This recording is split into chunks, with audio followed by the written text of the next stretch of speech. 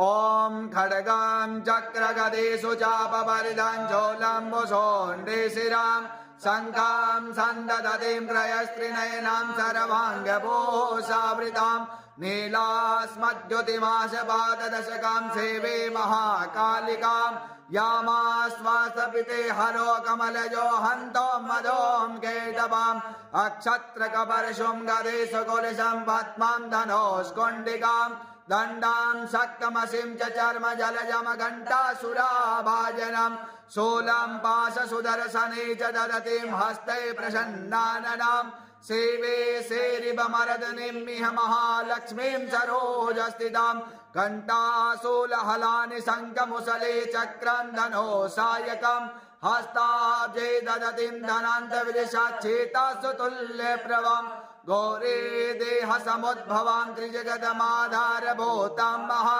पूर्वामत्र सरस्वतीमनुभजे शुम्भातिथेत्यार्थिनीं बोले जगदम्बे मात की जय हो।